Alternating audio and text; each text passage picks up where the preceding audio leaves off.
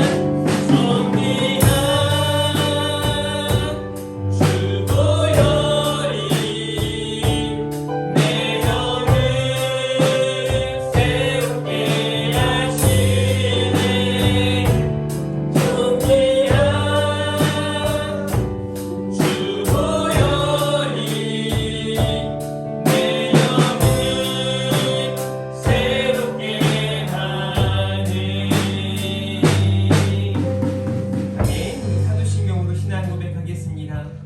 전능하사 천지를 만드신 하나님 아버지를 내가 믿사오며 그 외아들 우리 주 예수 그리스도를 믿사오니 이는 성령으로 잉태하사 동정녀 마리아에게 나시고 본디오 빌라도에게 고난을 받으사 십자가에 못 박혀 죽으시고 장사한 지 사흘 만에 죽은 자 가운데서 살아나시며 하늘에 오르사 전능하신 하나님 우편에 앉아 계시다가 저리로서 산자와 죽은 자를 심판하러 오시리라.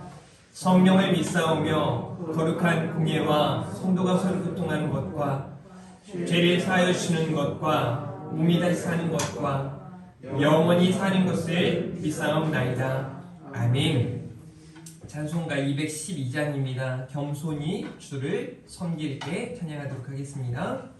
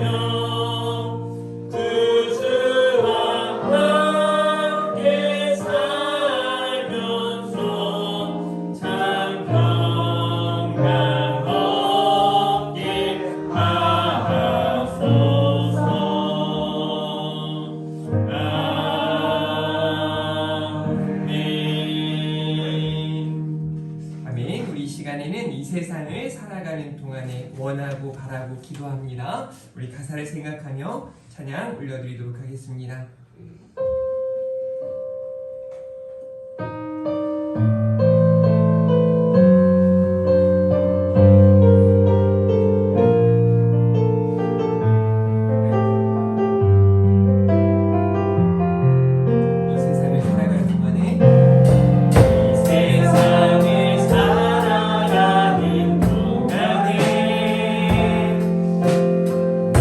나의 힘을 의지할 수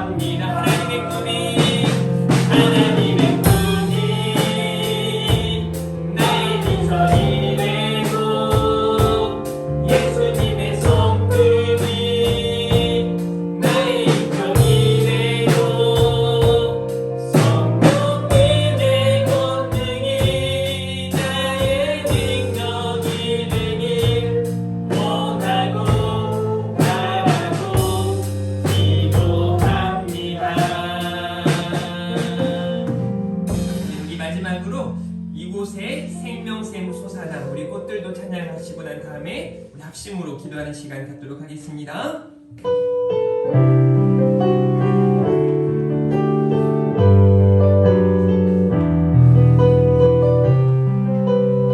이곳에 생명샘 솟아나.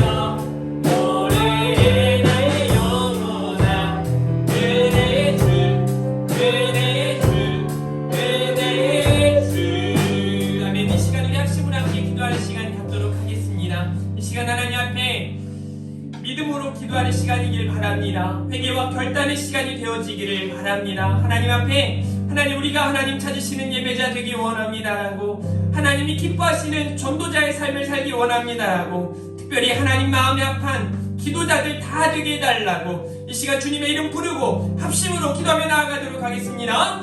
주여 하나님 아버지 감사합니다. 이 시간 하나님 앞에 믿음으로 간구하며 나아갑니다. 우리 가운데 하나님의 은혜로 함께하여 주시기를 원합니다. 주의 성령으로 기도하는 시간 되게 하시고 이 나라의 민족을 위하여, 국교회를 위하여, 또 우리 다음 세대들을 위하여, 지역사회를 위하여, 성도인들을 생각하며 아버지 교회와 아버지 하나님 여러 가지 일정을 생각하며 또 아버지 하나님 앞에 우리 자신들을 생각하며 아버지 믿음으로 기도하는 시간 되어지기를 원하고 소원합니다. 성령으로 만나니 기도할 바를 우리가 깨닫게 하시고 아버지 앞에 믿음으로 나아가는 시간 되게 하여 주시옵소서. 하나님 아버지 우리가 하나님 찾으시는 예배자 되어지기를 원합니다. 아버지 하나님께서 원하시고 하나님께서 기뻐하시는 귀한 사람 되게 얻을 수 있도록 우리에게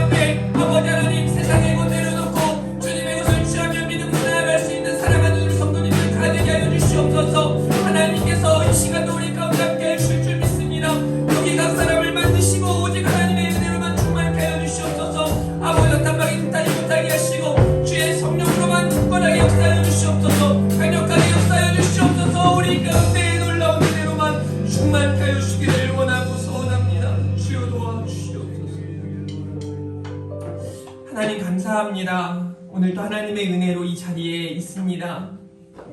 어디에나 계시며 아니 계신 곳이 없으신 우리 하나님을 늘 기억하며 인식하며 믿음으로 살아가는 사랑하는 우리 하나교회 온 성도님들 다 되게 하여 주시옵소서.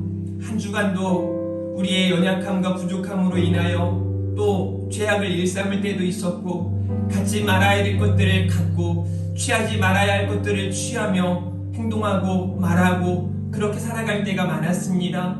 하나님 앞에 회개하오니 하나님 우리를 불쌍히 여기시고 예수 그리스도의 보혈로 정결케 하여 주시옵소서. 새롭게 하여 주시옵소서. 회복의 은혜를 경험하게 하여 주시옵소서. 하나님께서 이 시간 우리 가운데 역사하실 줄 믿습니다. 우리가 하나님 앞에 하나님 찾으시는 예배자 되기 위하여 아버지 앞에 믿음으로 나아가오니 주의 은혜로 흡족하게 하여 주시옵소서. 우리로 예수 그리스도로 옷 입고 예수 그리스도의 제자로서의 삶을 잘 살아가게 하시고 하나님의 자녀로서의 삶을 살아갈 수 있도록 주여 인도하여 주시옵소서. 예수 그리스도의 향기를 드러내며 예수 그리스도의 흔적을 남기는 우리들의 삶이 되게 하시고 아버지 하나님의 영광 위하여 은혜를 따라 믿음으로만 살게 하여 주시옵소서. 또 하나님 무엇보다 하나님의 말씀과 기도로 거룩하여지기를 원합니다. 내 생각, 내 계획, 내 뜻이 아니라 하나님의 뜻, 하나님의 마음, 하나님의 생각을 따라 살아갈 수 있도록 우리를 주장하여 주시옵소서. 하나님 기도함으로 하나님의 뜻을 깨닫게 하시고 성령의 인도하심을 따라 살아갈 수 있는 우리 모두가 되게 하여 주시옵소서. 하나님께서 우리 가운데 오늘도 찾아오셔서 각 사람에게 말씀하여 주시고 깨닫게 하시고 믿음으로 승리케 하실 줄 믿습니다. 하나님 오늘 예배 중에 연약한 자들은 힘을 얻게 하시고 아버지 하나님 고민 있는 자들은 해결을 아버지 하나님 얻게 하시며 또 하나님 억눌린 자들은 자유함을 얻게 하시고 우리 안에 주님 주시는 은혜로 주님 주시는 평강으로 충만케 하여 주시옵소서. 감사합니다. 사랑합니다. 예수님의 이름으로 기도합니다. 아멘. 성시교독 86번입니다. 요한계시록 14장입니다.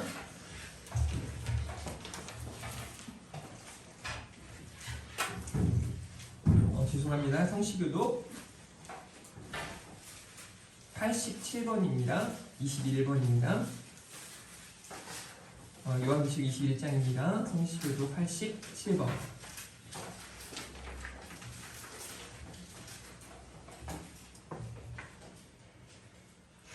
또 내가 새 하늘과 새 땅을 보니 하늘과 정변이 없어졌고 바다도 다시 있지 않았더라. 또 내가 보매 거룩한 성 새 예루살렘이 하나님께로부터 하늘에서 내려오니 그 중요한 것이 신부가 남편을 위하여 태어난 것 같더라. 내가 들으니 보좌에서 큰 음성이 나서 이르되 보라, 하나님의 장막이 사람들과 함께 있으며 하나님이 그들과 함께 계시리니 그들은 하나님의 백성이 되고 하나님은 친히 그들과 함께 계셔서 모든 눈물을 그 눈에서 닦아주시니 다시는 사망이 없고 애통하는 것이나 곡하는 것이나 아픈 것이 다시 있지 아니하리니 성 것들이 다 지나갔음이로라. 보좌에 앉으신 이가 이르시되 보라, 내가 하늘을 새롭게 하리라. 아멘. 오늘 말씀 봉독해 주시도록 하겠습니다.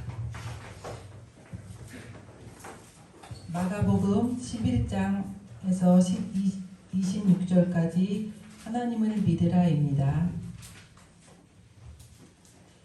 이튿날 그들이 베다니에서 나왔을 때 예수께서 시장하신지라 멀리서 잎사귀 있는 한 무화과를 보시고 혹 그 나무에 무엇이 있을까 하여 가셨더니 가서 보신즉 잎사귀 외에 아무것도 없더라. 이는 무화과의 때가 아니니라. 예수께서 나무에게 말씀하여 이르시되 이제부터 영원토록 사람이 내게서 열매를 따먹지 못하리라 하시니 제자들이 이를 듣더라. 그들이 예루살렘에 들어가니라. 예수께서 성전에 들어가사 성전 안에서 매매하는 자들을 내쫓으시며 돈 바꾸는 자들을 상과 비둘기 파는 자들의 의자를 둘러보시며 아무나 물건을 가지고 성전 안으로 지나다짐을 허락하지 아니하시고 이에 가르쳐 이르시되 기록된 바 내 집은 만민이 기도하는 집이라 칭함을 받으리라고 하지 아니하였느냐. 너희는 강도의 소굴을 만들었다 하시매 제 제사장들과 서기관들이 듣고 예수를 어떻게 죽일까 하고 꾀하니 이는 무리가 다 그의 교훈을 놀랍게 여김으로 그를 두려워함일러라. 그리고 날이 저물매 그들이 성 밖으로 나가더라. 그들이 아침에 지나갈 때에 무화과 나무가 뿌리째 마른 것을 보고 베드로가 생각이 나서 여짜오되 라삐어 보소서 저주하신 무화과 나무가 말랐나이다. 예수께서 그들에게 대답하여 이르시되 하나님을 믿으라. 내가 진실로 너희에게 이르노니 누구든지 산더러 들리어 바다에 던지리라 하며 그 말하는 것이 이루어질 줄 믿고 마음에 의심하지 아니하면 그대로 되리라. 그러므로 내가 너희에게 말하노니 무엇이든지 기도하고 구하는 것은 받은 줄로 믿으라. 그리하면 너희에게 그대로 되리라. 서서 기도할 때에 아무에게나 혐의가 있거든 용서하라. 그리하여야 하늘에 계신 너희 아버지께서도 너희 허물을 사하여 주시리라 하시니라. 아멘. 하나님을 믿으라 제목으로 말씀이 선포되어질 때 큰 은혜와 결단의 시간이 되시기를 축복합니다. 네, 우리 인사하겠습니다. 오늘도 잘 나오셨습니다. 네, 승리하셨습니다. 네, 이렇게 한 번 더 인사하겠습니다. 잘 될 겁니다. 한 번 더 이렇게 인사해 볼까요? 은혜만 받으십시오. 예배하는 가운데 어떤 이들은 은혜를 취하는가 하면 어떤 이들은 예배하는 중에도 하나님의 뜻보다는 자신의 생각으로 넘어지는 경우가 참 많습니다. 그래서 예배하는 중에 어떤 이들은 은혜를 경험하는가 하면 어떤 이들은 실족하기도 한다는 것을 기억해야 합니다. 그러기에 이 시간 하나님 앞에 더 진실한 믿음으로 간절한 믿음으로 나아갈 수 있는 사랑하는 우리 성도님들이기를 주님의 이름으로 축복합니다. 오늘은 하나님을 믿으라 라는 제목으로 은혜의 말씀 함께 나누도록 하겠습니다. 여러분 혹시 마가복음 1장 1절이 어떻게 시작되어지는지 아십니까? 이 말씀을 많은 사람들이 외우고 있고 마가복음의 어떤 독특성이라고도 말하는데 시작부터 아주 강력하게 시작하거든요. 뭐라고 시작하죠? 암송하고 있는 분들은 한번 암송해 보도록 하겠습니다. 시작! 네, 여기 성경을 읽고 있는 친구들이 정확하게 얘기해 주네요. 사실 이 내용을 외우는 것은 결코 어려운 일은 아닙니다.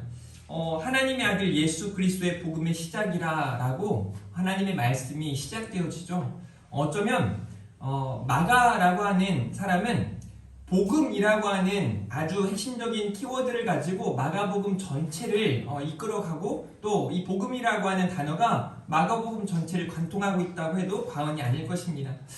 마가복음 1장 15절은 이렇게 말합니다. 이르시되 때가 찼고 하나님의 나라가 가까웠으니 회개하고 복음을 믿으라 하시더라 라고 세례 요한의 선포가 기록되어져 있습니다.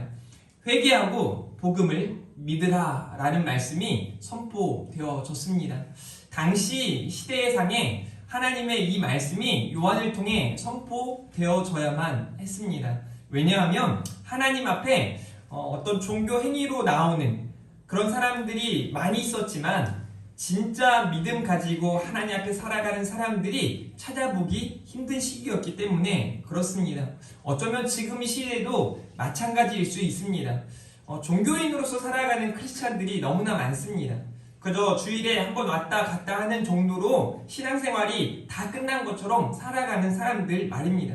그런데 우리는 그렇게 종교인으로 살아가는 사람들이 아니라 하나님의 자녀로서 예배할 때에도 하나님의 자녀일 뿐만 아니라 예배를 드리고 난 이후에 삶을 살아갈 때에도 하나님의 자녀로서의 삶을 살아가야 함을 기억하시기를 주님의 이름으로 축복합니다.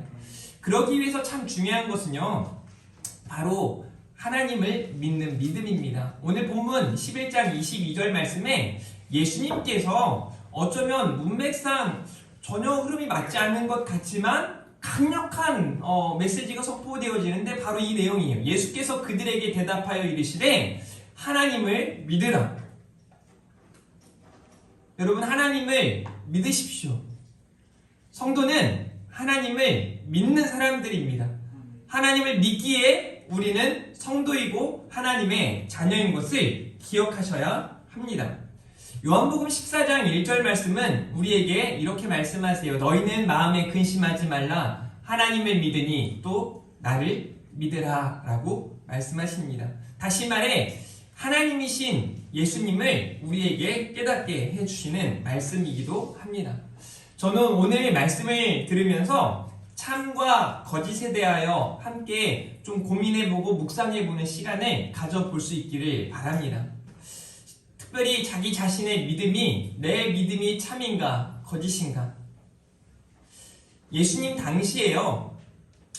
당시에 로마의 어떤 압제, 로마로부터의 큰 어떤 박해와 어려움 속에 시간들을 보내고 있었습니다. 그런데 그때 당시에 유대교라고 하는 건 공인된 종교였어요.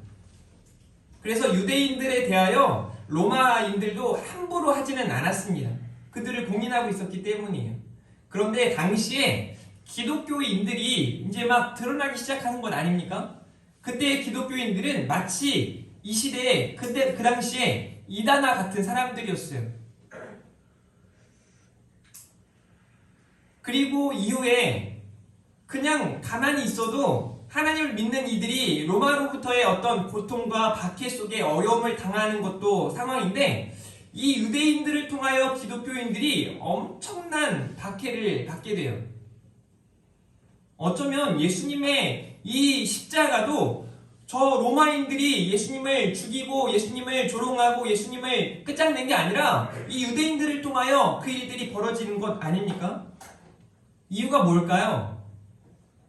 그들의 믿음이 참이었나 거짓이었나에서 답을 찾을 수 있습니다. 성경은 우리에게 믿음이 없이는 하나님을 기쁘시게 할 수 없다고 말하고 있습니다. 당시 수많은 바리새인들, 서기관들, 이런 사람들이, 당시 종교 지도자들이 믿음으로, 하나님을 믿음으로 그 하나님의 전 역사 속에 나아가는 것이 아니라 어찌 보면 자신들의 전통, 자신들의 명예, 자신들의 권력을 유지하기 위해 나아갔다는 것을 우리는 모르지 않습니다. 그런데 지금 이 시기에 우리에게 오늘 본문이 주는 메시지는 무엇일지 오늘 본문 하나하나를 좀 찬찬히 들여다보면서 깨닫고 또 결단하며 믿음으로 나아갈 수 있기를 바랍니다. 그리고 제가 여러분들에게 말씀을 들으면서 또 하나님 앞에 예배하면서 취해야 할 태도에 대해서 먼저 잠깐 말씀을 드리고 싶습니다. 우리가 하나님 앞에 예배할 때, 특별히 하나님 말씀을 들을 때 우리는 자신의 어떤 힘을 많이 뺄 필요가 있습니다. 어떤 사람들은요, 같은 말을 해도 은혜를 받지 못하고 어떤 사람들은 같은 말 속에 은혜를 있거든요. 근데 대부분의 이유가 자신의 생각이 고쳐지질 않는 거예요. 그리고 내 기준, 내 판단이 오히려 그 말씀보다 위에 있을 때가 너무 많은 거예요. 교회마다, 이제 우리 교회야 담임 목사가 한 명이고 부교육자가 따로 없기 때문에 그런 일이 벌어지지 않지만, 다른 교회 이제 적당히 이제 교회들 보면 부교육자들이 설교할 때 담임 목사님들이 은혜 받는 건 가뭄에 콩나듯 하는 일이라고 합니다. 왜 그럴까요? 신대원 교수님들은 신학대학교 안에서 하는 많은 동연배 교수님들이나 혹은 외부 강사님들이 와서 설교할 때에도 은혜를 경험하지 못한다 그래요. 왜 그럴까요? 도대체 왜 그런 일이 벌어질까요? 너무 힘주고 있어서 그렇습니다. 근데 여러분들이 이제 운동을 하는 사람들이 알겠지만 너무 힘을 주고 운동하면 부러집니다. 운동 잘 못하는 사람이 너무 힘을 주죠. 축구하는 사람들 보면 안 하던 사람이 축구를 하면서 공을 멀리 차기 위해서 막 온 몸에 힘을 주고 뻥 차다가 다리가 부러지기도 하고 병원에 입원하기도 합니다. 힘을 빼고 부드럽게 어떻게 해야 되는지를 잘 알아야 돼요. 우리가 헬스를 할 때도 마찬가지예요. 무조건 힘 가지고 막 번쩍번쩍 드는 거, 이거 그렇게 운동하면 크게 다칩니다. 그래서 우리는 운동하기 전에 스트레칭을 많이 하죠. 저는 예배하는 우리들이 하나님 앞에 모든 거 다 좀 내려놓고 오늘 또 주실 은혜를 사모하면서 기대하면서 예배하기를 바래요. 그리고 또 한 가지는요. 특별히 우리 젊은이들에게 부탁을 드리는 건 반대로 좀 힘을 좀 주십시오. 그 소위 우리가 매가지 없다 뭐 이런 말을 하잖아요. 막 힘이 없어 보여요. 전혀. 찬양을 할 때도 뭐 아까 그리하려 하실지라도 빠른 찬양 딱 한 곡을 했는데 막 어른들은 그래도 막 저 뒤에 있는 막 이렇게 박수도 칠 때도 그리 막 이렇게 하는데 젊은이들은 그리 뭐 하는지 모르겠어요. 힘을 줘야 할 때는 힘을 빼고 있고 힘을 빼야 할 때는 힘을 주고 있고 그런 일이 우리 하나 교회에서는 없기를 바라요. 그러기 위해서 저와 여러분들이 하나님의 은혜 앞에는 바짝 엎드리고 내가 무언가를 내세워야 한다는 생각이 들 때에도 그런 것들을 내려놓을 수 있는 그런 과감한 용기가 필요합니다. 그리고 정말 내가 힘을 주어야 할 때, 다시 말해 저와 여러분이 사명자로 감당해야 할 일들이 있다면 최선을 다해야 하는 거예요. 몸부림을 쳐야 하는 거죠. 열심을 내야 하는 겁니다. 우리 하나 교회가 그러한 교회가 되어줬으면 좋겠고 우리 성도님들이 그러하기를 바랍니다. 오늘 본문은요. 예수님의 배고픔으로부터 시작됩니다. 오늘 본문 12절 말씀이에요. 이튿날 그들이 베다니에서 나왔을 때 예수께서 시장하신지라. 여러분 베다니라고 하는 이 단어는 이 지역은 베단이라고 하는 단어가 시사하고 있는 것처럼 가난하고 굶주린 자들의 마을 뭐 이런 의미거든요. 그곳에서 예수님이 나왔을 때 이튿날이라고 하는 성경에서 이튿날 다음날 이러니까 우리는 시간이 그냥 금방금방 가는 것처럼 보여지지만 그렇게 생각하면 안 돼요. 어쩌면 예수님의 이 복음사역의 연장선 속에서 하루 이틀 지나가는 그 시간들은 결코 짧은 시간이 아닙니다. 하루를 굶고 이틀을 굶었다. 그러면 배고플 수밖에 없는 거죠. 오늘 예수님은 이튿날 그들이 베다니에서 나왔을 때 예수님은 시장하셨다라고 말씀하고 있습니다. 배고프시다는 얘기예요. 굶주셨다는 얘기예요. 그런데요, 이 페이나오라고 하는 헬라어 단어는 또 다른 의미를 가지고 있습니다. 굶주리다라고 하는 이 단어의 또 다른 의미는 열망하다라는 의미가 담겨 있습니다. 그런데 어쩌면 이 단어의 이 의미를 조금 더 부각시켜야 오늘 본문이 잘 이해되지 않을까 싶습니다. 예수님께서 시장하신지라 이것을 통해 예수님이 사람이셨다, 인성을 가지셨다라는 것도 우리는 인지할 수 있어요. 하나님으로서 예수님은 또 인간이셨어요. 예수님은 완전한 인간이심과 동시에 완전한 하나님이셨어요.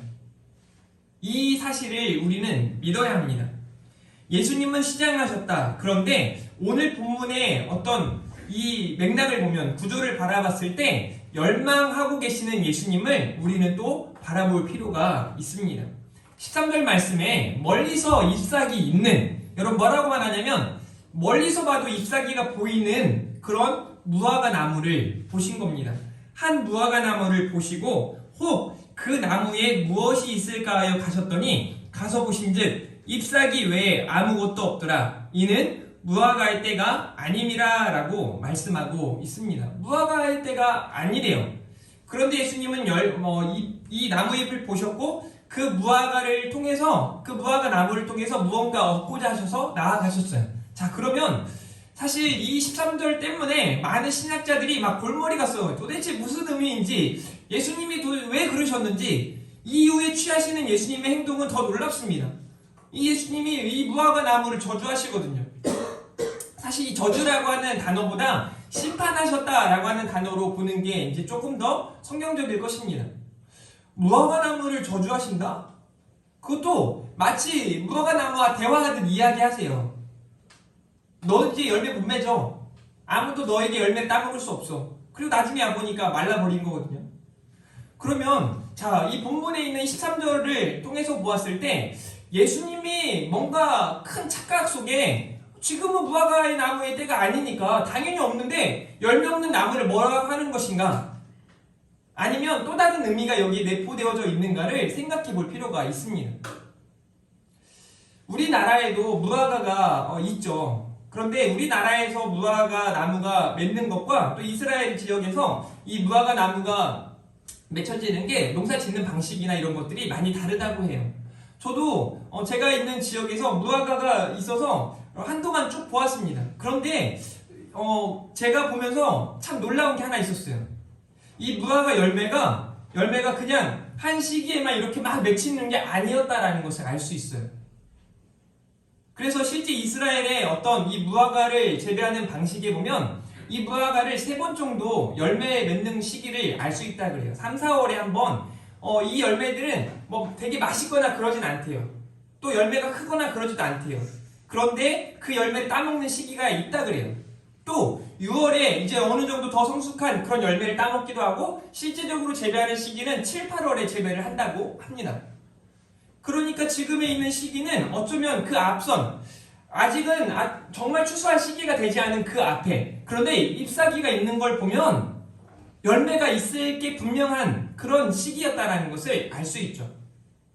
그러니까 예수님이 뭔가 잘못하고 착각한 게 아니라 저 나무는 무화과 잎이 무성한 걸 보니까 열매가 있겠네 라고 생각하고 찾아가셔서 보셨지만 잎은 너무 무성한데 열매가 없는 거예요.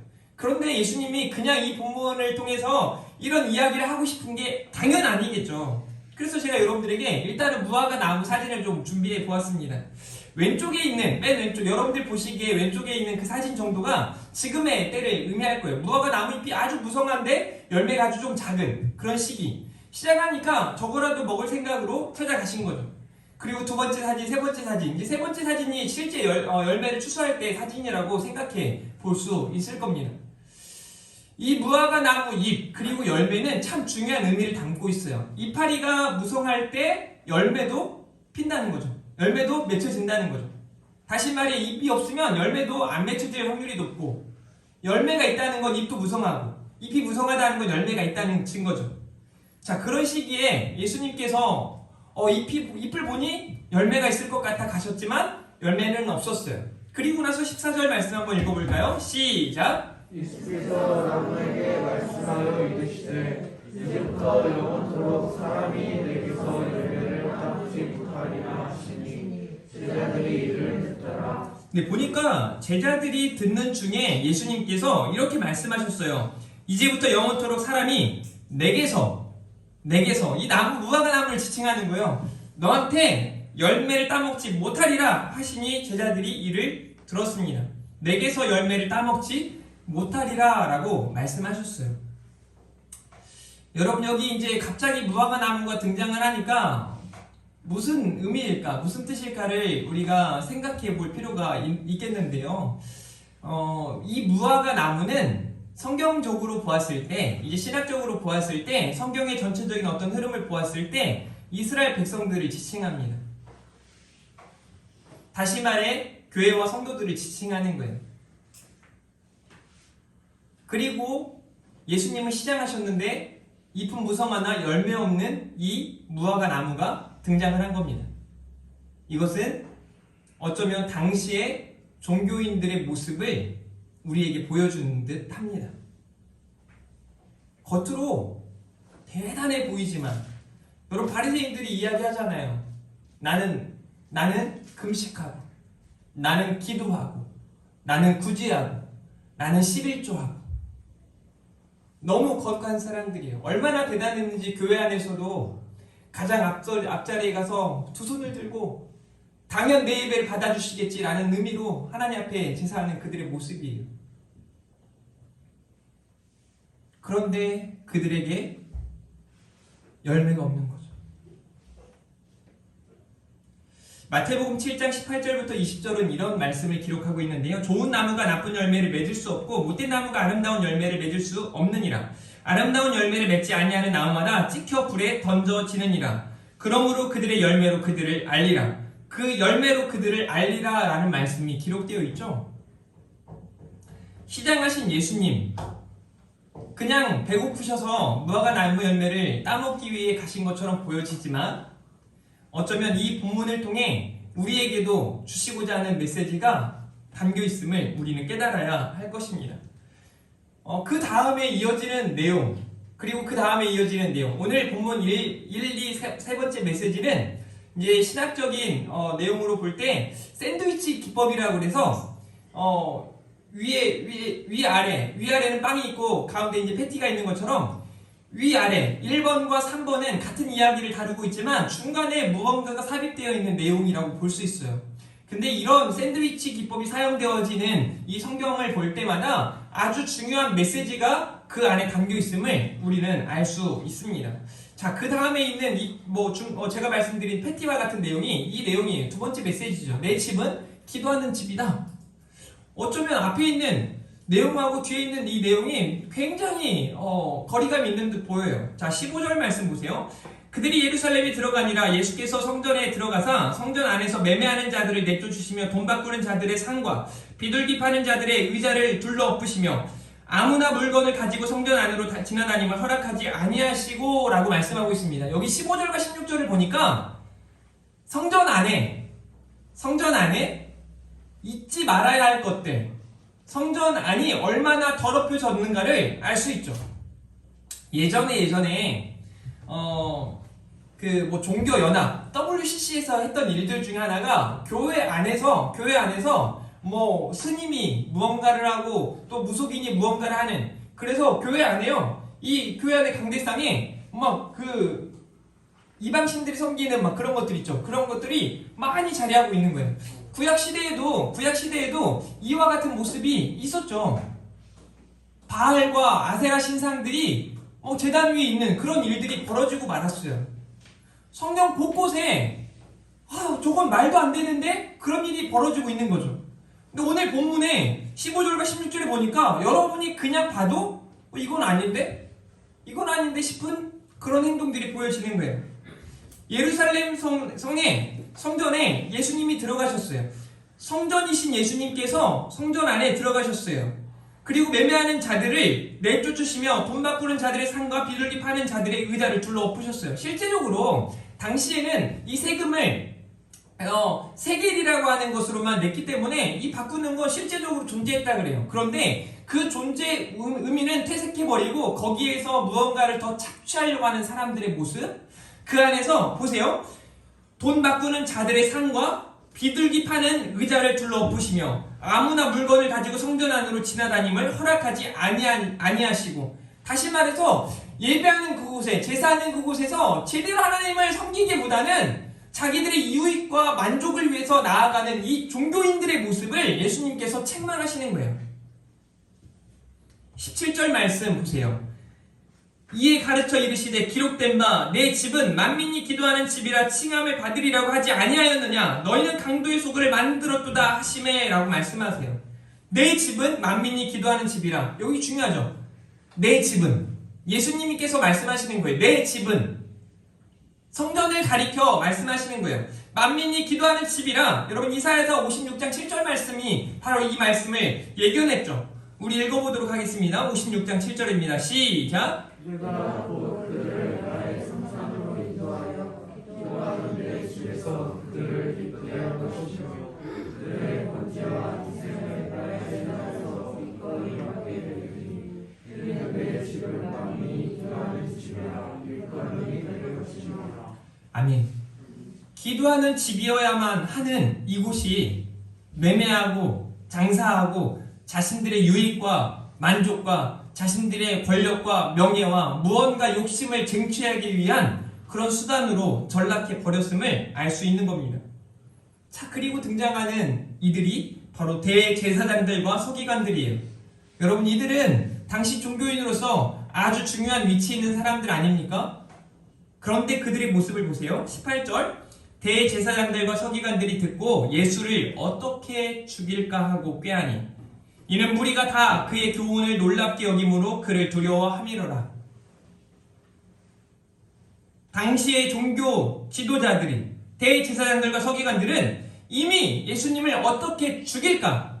죽일 생각밖에 없는 거예요. 눈에 가시인 거예요. 죽이고 싶은 겁니다.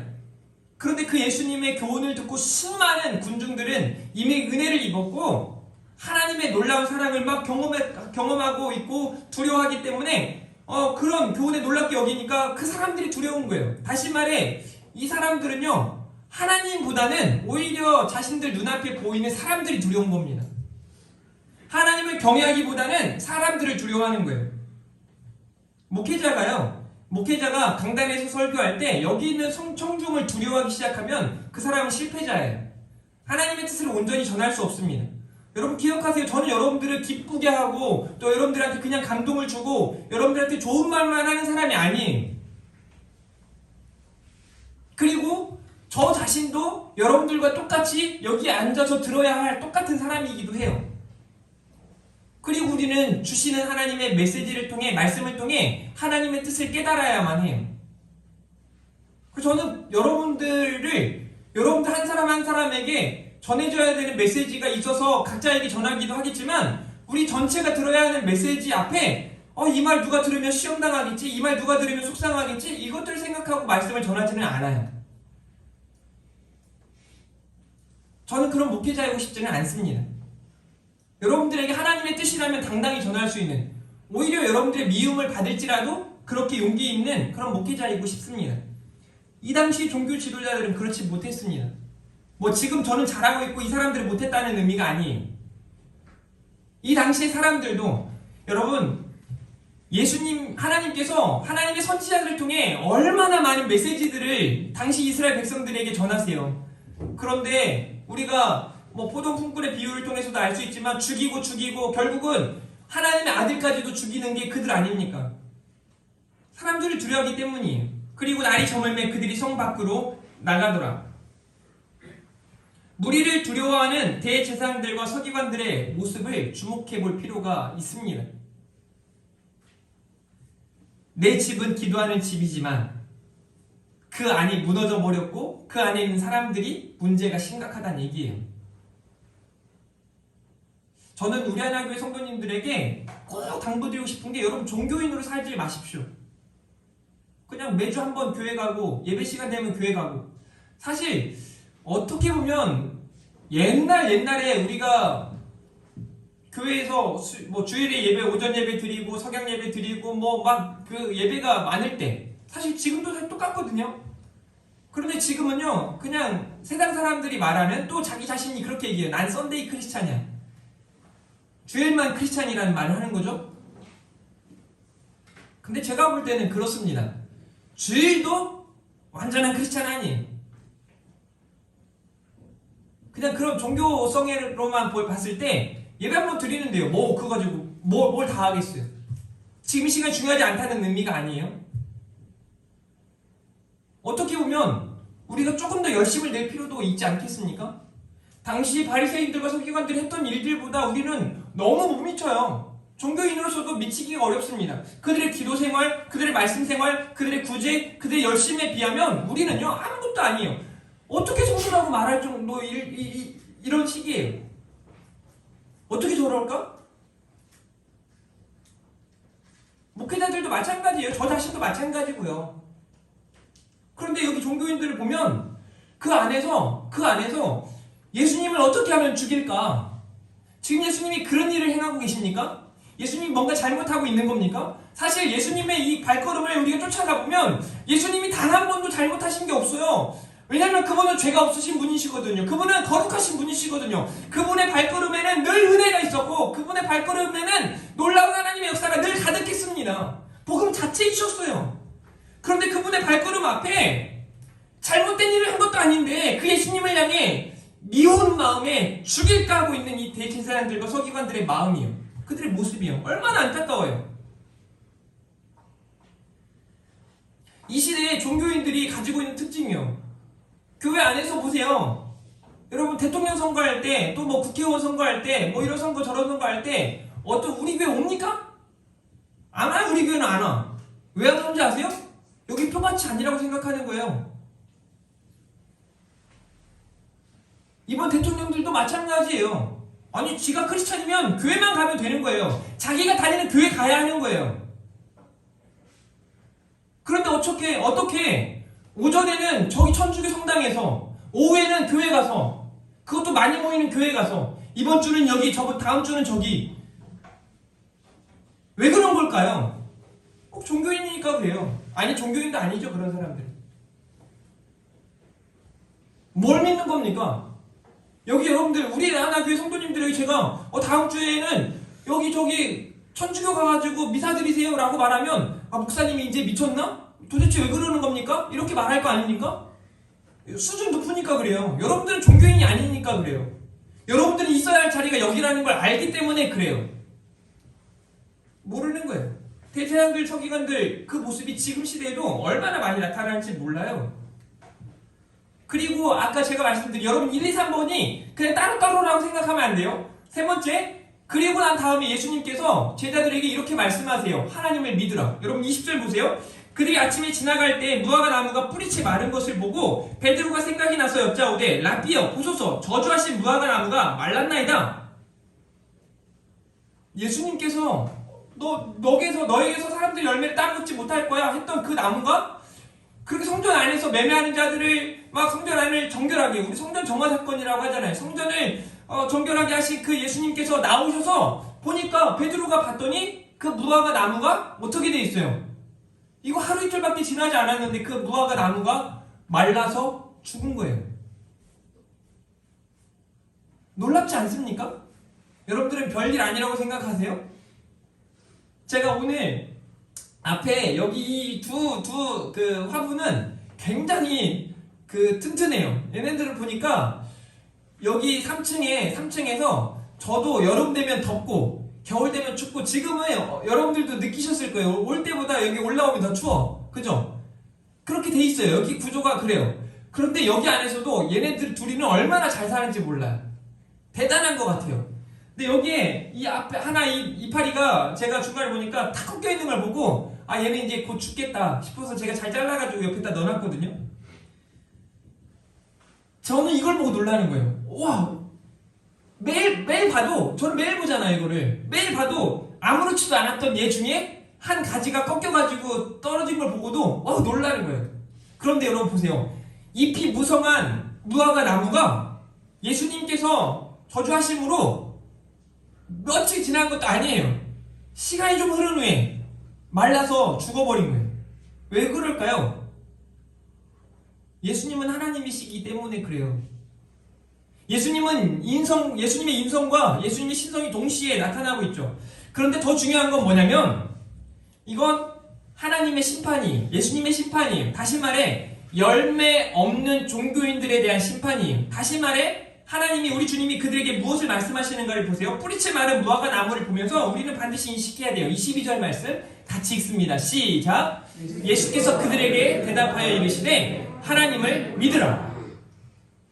자, 중요한 건 이 잎은 있지만 어떤 종교 행위로서의 모습은 있지만 열매가 없는, 한마디로 믿음 없는 종교 지도자들을 책망하셨고 그들을 심판하시겠다는 거예요.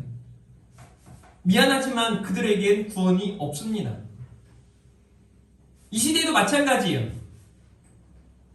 믿음 없는 종교인들에겐 구원이 없습니다. 절대 없습니다. 있을 수 없습니다. 예수 그리스도를 믿는 하나님의 자녀들에게 구원이 있고 영생의 소망이 있는 줄 믿으시기를 바랍니다. 하나님을 믿으라. 우리 주님은 믿음 없는 그들에게 아주 강력하게 경고하고 계시는 거예요. 하나님을 믿으라. 하나님을 믿으라. 여러분, 어떻게 보면 성도여서 하나님의 자녀여서 오늘 또 예배 자리에 우리가 나와 있지만 다 알거든요. 제가 여러분들이 믿음 없다고 말한 적이 없어요. 믿음 없는 거 아니에요. 믿음 있으니까 이 자리에 와 있을 겁니다. 그런데 그런 저와 여러분에게 오늘 본문은 하나님을 믿으라고 말씀하세요. 그저 안 믿기 때문에 믿음을 가져라라는 의미로 볼 게 아닙니다. 저는 이 말씀 앞에 우리 자신이 정확하게 좀 내려놓았으면 좋겠어요. 내가 정말 믿음으로 살아가고 있는가? 나 역시 여기 종교 지도자들처럼 행위는 무성하지만, 겉으로는 무성하지만 우리 한국교회도 보세요. 얼마나 멋들어진 교회들이 많습니까? 제가 우리 교회를 자랑하는 건 다른 게 아니에요. 교회 건물 뭘 자랑해요? 저 그걸 자랑하는 게 아니에요. 또 제가 뭘 잘해가지고 우리가 더 많이 모이고 이런 것도 아니에요. 예배자로 서기 위해 몸부림치는 여러분들이 귀하고 우리 다음 세대 아이들이 귀하기 때문에 참 귀한 거예요. 그게 제가 뭘 잘해가지고 그런 일이 벌어지는 겁니까? 아니에요. 함께 기도하고 새벽마다 전도지를 뿌리는, 또 새벽마다 그들을 위해 울부짖는 믿음의 기도가 있기 때문에 한 영혼 한 영혼이 예배 자리에 서게 되는 거예요. 어제 한 유초등부 아이가 교회 오는데 음료수를 사왔대요. 전 처음이에요.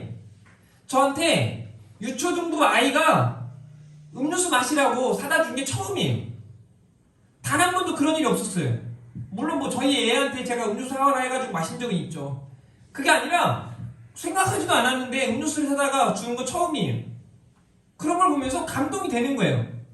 그럼 여기서 제가 내가 잘했으니까 얘가 저한테 이렇게 했다? 그렇게 생각하지 않아요. 그냥 그 행동이 감동이 되는 거예요. 여러분들도 그런 착각은 하지 마십시오.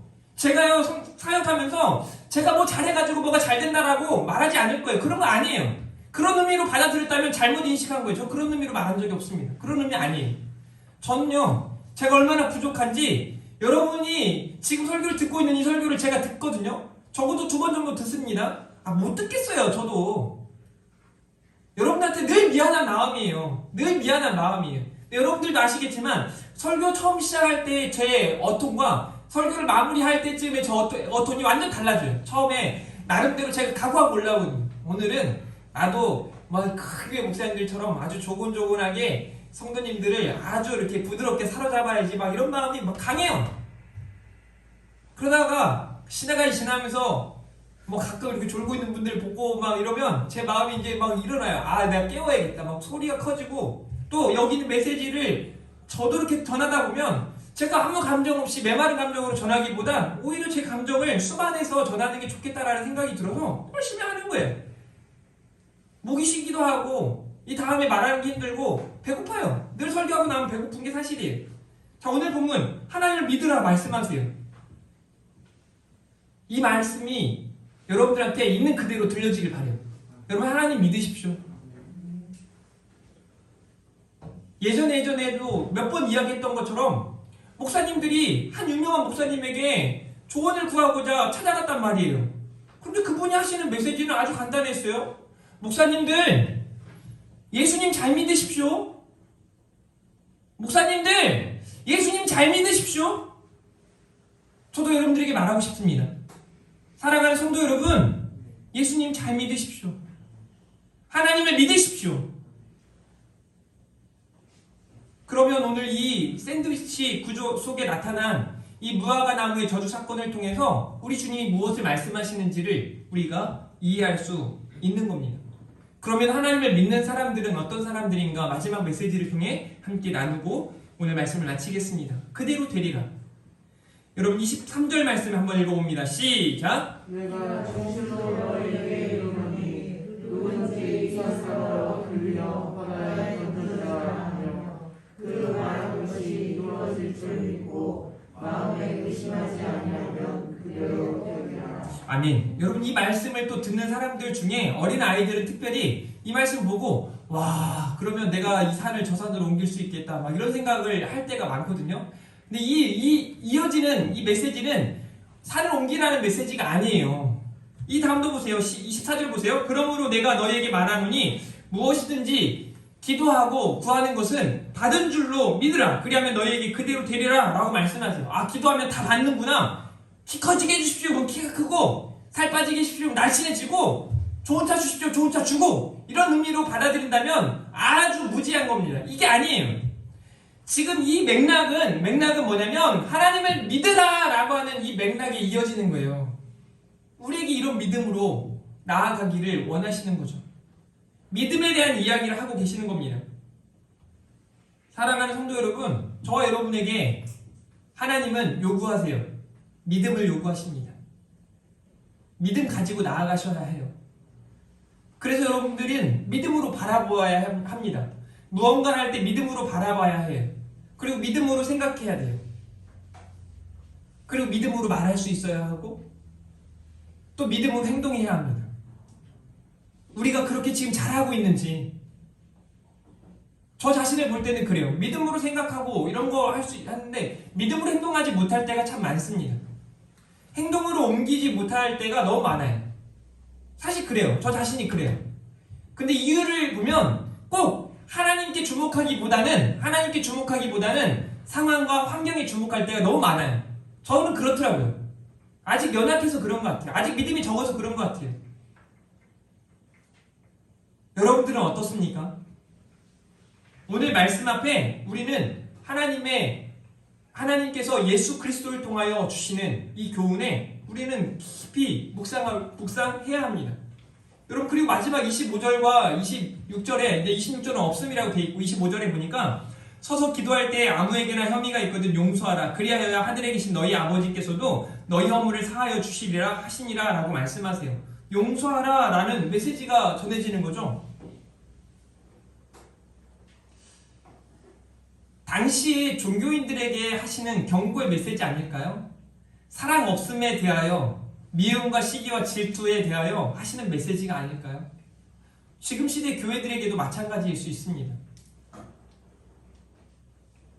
서로 사랑하고 격려하고 위로하고 복돋아주고 함께 한마음 한뜻으로 우리 하나 교회처럼 우리 하나 교회로 되어져 가기 위해 애써야 할 우리들 안에도 때로는 미워하고 시기하고 질투하고 이간질하고 딴 생각하고 이럴 때가 너무 많은 거예요. 하나님을 믿으라라는 이 말씀 앞에 어쩌면 우리가 좀 깊이 생각하고 묵상해야 될 필요가 있지 않겠습니까? 또 확 바꾸어야 할 내용들도 많이 있을 것 같습니다. 시장하신 예수님의 신성과 인성을 깨닫게 해주심과 동시에 예수님은 열망하세요. 교회가 성도들이 어떠해야 하는가를 열망하셨어요. 열매 없는 무화과 나무 열매를 바라보면서 당시 종교 행위만 가지고 있는 열매만 무성한 그들을 책망하시기를 원하셨던 거예요. 그리고 우리 주님은 그곳은 어떠해야 하는지 내 집은 기도하는 집이라 라고 말씀하세요. 우리가 기억해야 할 본질들을 잊지 않기를 바라요. 여러분, 저와 여러분들은 하나님을 믿는 사람들입니다. 많이 부족하고 넘어지고 연약하지만 저와 여러분들은 하나님을 믿는 하나님의 사람들이에요. 제가 최근에 5만원짜리 한 장을 구겨가지고 아이들에게 말했어요. 5만원짜리를 들고 이거 뭐니? 5만원이래. 구기고 난 다음에 뭐냐고 물었더니 5만원이래요. 그리고 심지어 짓밟기까지 하고 난 다음에 쓰레기통에 던지고 난 다음에 다시 꺼내서 물었어. 이건 뭐냐고. 5만원이래. 물론 실제 돈으로 그렇게 하면 안 될 것 같아서 종이 쪼가리로 이건 5만원이다 라고 말한 다음에 설명을 해줬는데요. 어쩌면 우리도 그와 같을 수 있습니다. 우리가 5만원인 줄 모르고, 아니 우리가 성도인 줄 모르고 착각해서 미워하기도 하고 시기하기도 하고 욕하기도 하고 죄를 짓고 취하지 말아야 할 것들을 취하고 하지 말아야 할 말들을 하고 이랬을 수 있습니다. 그러나 오늘 본문이 우리에게 주어진 이상 우리에게 기회가 있습니다. 본질을 잊지 마십시오. 저 여러분이 하나님의 사람들이고 이 땅의 교회가 희망이고 우리 주님은 저 여러분들 통해 놀라운 일들을 하실 것입니다. 중요한 건 바로 믿음이에요. 하나님을 믿으십시오. 믿음으로 살아가십시오. 믿음으로 산다는 것 무엇인지 바라보며 하나님의 말씀대로 될 것이라는 확신 가운데 믿음으로 힘있게 살아갈 수 있는 사랑하는 우리 하나 교회 성도님들 다 되시기를 주님의 이름으로 축복합니다. 우리 같이 찬양하면서 준비된 예물 하나님 앞에 올려드리겠습니다.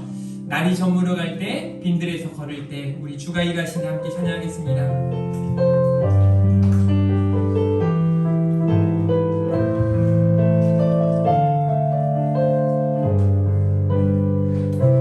날이 저물어 갈 때, 날이 저물어 갈 때, 빈들에서 걸을 때, 그때가 하나님의 때, 내 힘으로 안 돼.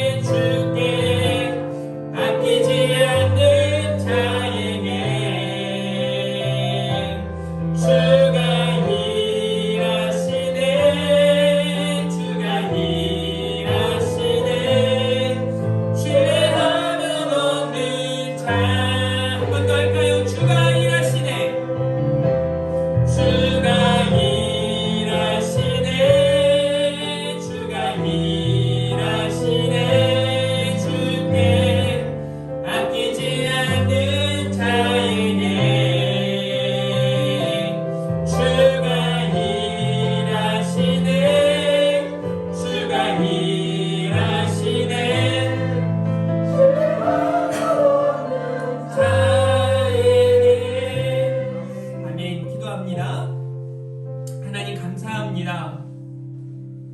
주님을 믿음으로 살아가는 우리들에게 하나님의 역사를 경험하게 하실 줄 믿습니다. 하나님, 우리의 부족함, 연약함을 다 아시는 줄 믿습니다. 그러나 우리에게 하나님을 믿는 믿음 주셨사오니 믿음으로 승리하는 삶을 살 수 있도록 우리에게 지혜와 용기와 능력을 허락하여 주시옵소서. 열매 없는 삶이 아니라 열매 있는 삶, 믿음으로 하나님을 기쁘시게 하는 삶을 살게 하여 주시옵소서. 종구 행위만 무성한 것이 아니라 본질을 기억하며 하나님의 마음에 합한 기도자들로 하나님의 뜻을 따라 살게 하여 주시옵소서. 이번 한 주간도 또 이후의 평생에 하나님을 기쁘시게 하는 한 사람 한 사람 되게 하실 줄 믿습니다. 하나님, 오늘 또 하나님의 은혜 감사하여 준비된 예물을 드립니다. 11조 예물을 드립니다. 성교헌금을 드립니다. 구제헌금을 드립니다. 또 감사헌금을 드립니다. 신방감사헌금을 드립니다. 또 주정헌금을 드립니다. 드린 손길들마다 하나님의 신령한 것으로 충만하게 하시고 무엇보다 우리에게 주신 모든 것이 하나님의 것임을 믿고 전부를 드리는 기쁨과 감사의 믿음으로 나아가게 하여 주시옵소서. 또 우리의 삶을 책임져 주실 하나님을 바라보며 이번 한 주간도 하나님의 놀라운 은혜를 더욱 경험하게 하실 줄 믿습니다. 감사합니다. 사랑합니다. 예수님 이름으로 기도합니다. 아멘.